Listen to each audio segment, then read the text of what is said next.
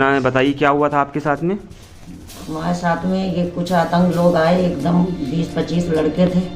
हमारे घर के ऊपर एकाएक हमला किया। हमला करने के बाद किसी तरीके से हमारे लड़कियों ने हमें जान बचाई। बचाने के बाद में घर में बंद कर दिया। उसके बाद में इतना पथराव हमारे घर पे किया, इतना पथराव किया।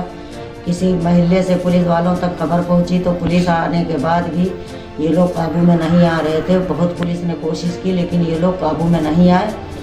मुश्किल महल्ले वाले भी बीच बचाव करते रहे और हम लोग घर के अंदर बंद थे। इस तरीके से इन्हीं ने पथराव किया पूरे घर में। मेरे रूम में दीवारों पर दरवाजे सब कुचल डाले। गाड़ी बाइक हमारी इतनी कुचली, 4 व्हीलर का शीशा तोड़ा और धमकी पर धमकी देते रहे कि बुढ़िया तेरे लड़के अभी मारेंगे, ये करेंगे। आपका नाम क्या है? दनीश फातिमा। अच्छा, और लड़कों का? लड़कों का अयान एक का नाम है, और कुछ हमें उनके लड़के के, शबाना के लड़के का नाम नहीं पता है। कुछ लड़कों का मैं नाम पता है, कुछ लड़कों का नहीं नाम पता। अचानक से इतनी फौज थी, कहाँ तक कि हम नाम याद रखते। तो हमारी खुद मत कट गई थी। अब तो मैं हार्ट की पेशेंट हूँ। इन लोगों ने इस तरीके से हमारे घर के ऊपर में पत्थर बरसाए कि हम किसी तरीके से अपनी जान बचा के, दरवाजे बंद करने के बाद भी ये लोग बाज नहीं आ रहे थे अपने आतंक से।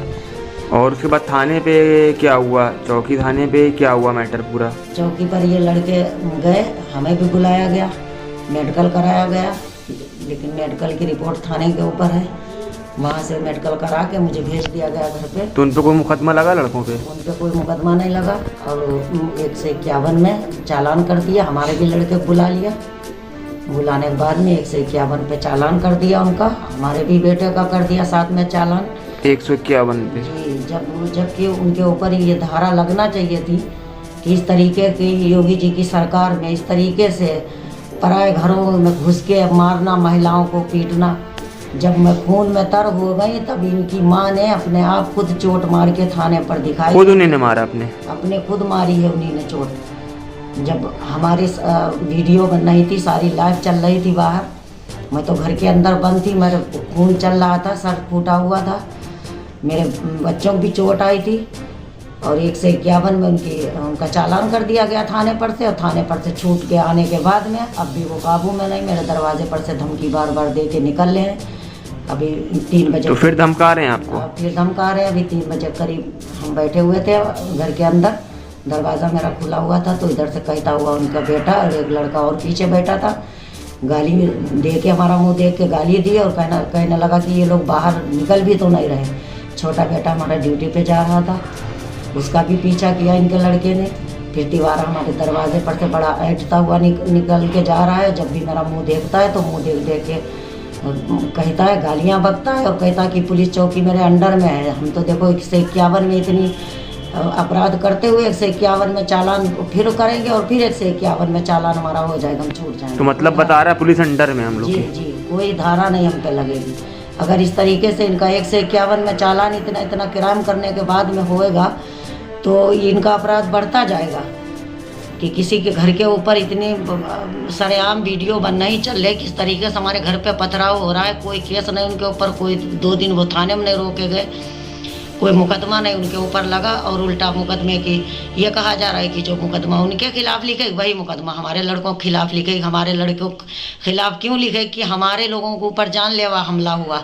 अगर हम लोग अपना बचाव ना करते, अपने दरवाजे ना बंद करते, तो दरवाज़ा तोड़ने की भी कोशिश की, विंडो तोड़ने की भी कोशिश की, जिसके निशान सारे दरवाज़ों और हमारे पलंग के ऊपर और हमारे पलंग के पास जो दीवार है उसके ऊपर ईंट में कोई निशान है। हमारे घर में जो तोड़ा फाड़ी की, लूटा फूकी की, पर्स नोच के फाड़ के फेंक दिया। जो पर्स में था वो भी सब निकाल ले गए। इतने लड़के घुसने के बाद में हम माँ 2 बेटे क्या करते हम उनका, और किस बात पर हमारे बेटों के खिलाफ मुकदमा लिखा जाए, हमें ये बताया तो जाए। और इस तरीके से मोदी जी, योगी जी की सरकार में ये अपराध हो रहा है, तो इनको क्यों नहीं सजा था? तो पुलिस क्या कहने लगी आप लोग से? पुलिस कह रही है कि हम, अगर आप अपने लड़के नहीं हाजिर करेंगे तो उनके ऊपर भी मुकदमा जो उनके ऊपर लगेगा वही हमारे बच्चों के ऊपर। उन महिला ने, जो दूसरी महिला, उनका नाम क्या है? उनका शबाना की बहन। ये 3-4 तो उन्होंने अपने पे खुद से वार कर लिया? उन्हीं ने, जब हमें, अरे उनके लड़कों ने हमारे ऊपर वार किया, तो जब उन्हीं ने देखा कि इनका सर फूट गया, बुरी तरीके से खून बह रहा, तो वो घर गई। घर से आने के बाद में जब देखा कि उनके सर के ऊपर कुछ लगा हुआ था, वो खुद चोट मार के आई। अच्छा, तो इधर तो कोई वार नहीं हुआ था? इधर से कोई वार उनके ऊपर नहीं हुआ। तो उसके बाद में सुबह से भी आप लोग से छेड़ कर रहे हैं मतलब? आज सुबह से भी वो लोग बराबर छेड़खानी किए जा रहे हैं, बराबर हमारे ऊपर अपराध जारी है।